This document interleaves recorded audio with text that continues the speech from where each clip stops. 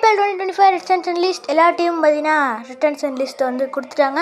அது மட்டும் இல்லை, நம்ம MS தோனி தலை தோனி இந்த 2025 IPL விளையாட போகிறேன் அப்படின்ற ஒரு குட் நியூஸ் சொல்லியிருக்காங்க.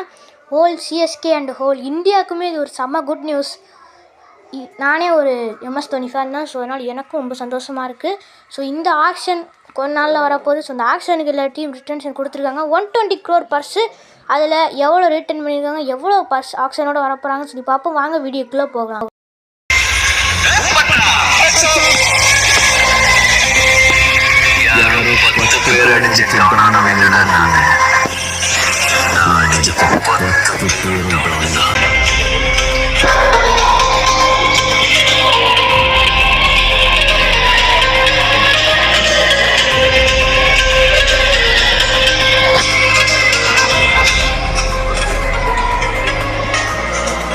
ஓகே, ஃபஸ்ட்டு டீம் நம்மளோட CSK 5 டைட்டில்ஸோட கெத்தாக இருக்கும். ஸோ ஃபஸ்ட்டு நம்ம CSK என்ன மாதிரி பிளான்லாம் பண்ணி ரிட்டர்ன் பண்ணியிருக்காங்க, எவ்வளோ பர்ஸோட வரப்போகிறாங்கன்னு சொல்லி பார்ப்போம். ஸோ உங்கள் ஸ்க்ரீன் மேலே வருது. Yes, Ruturaj 18, Pathirana 13, Dube 12, Jadeja 18 and MS Dhoni 4.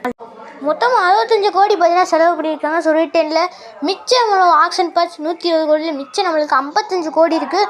So இதில் என்னென்ன பிளேயர்ஸ்லாம் இருக்க போகிறாங்கன்றதை பார்ப்போம்.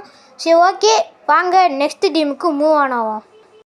நெக்ஸ்ட் டீம் போன வருஷம் சாம்பியன்ஸ் கொல்கத்தா நைட் ரைடர்ஸ். இந்த வருஷம் கௌதம் கம்பீரும் கிடையாது.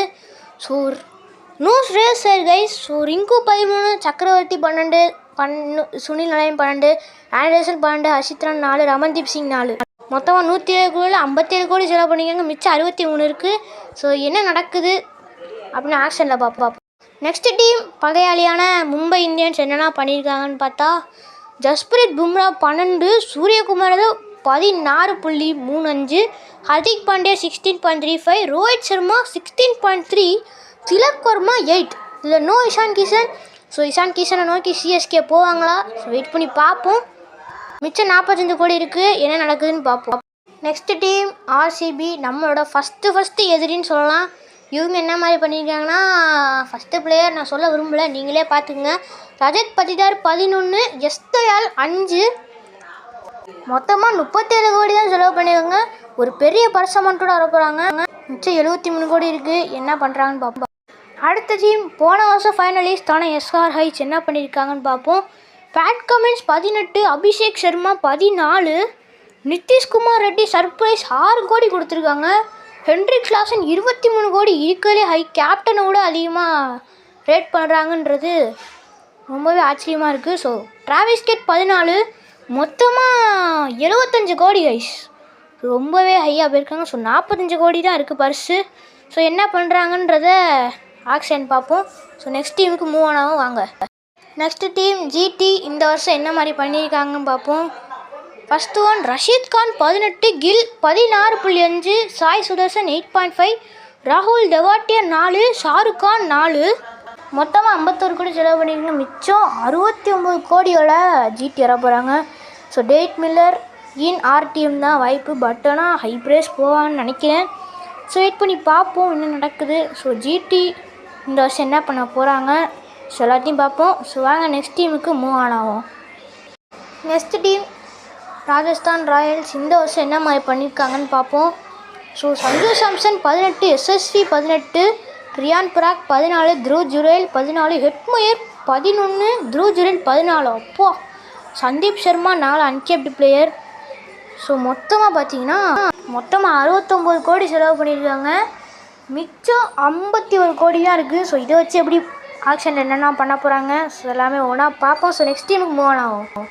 Next team Lucknow super Giants இந்த வருஷம் என்ன மாதிரி பண்ணுறாங்க, என்ன டீம் வச்சுருக்காங்கன்னா, நோ KL ராகுல். இது ஒரு பெரிய அஃபெக்டாக இருக்கும். ஸோ பூரன் 21, பிஷ்னாய் 11, மயங்க் யாதவ் 11 கோடி, மோஷின் கான் 4, ஆயுஷ் பதோனி 4.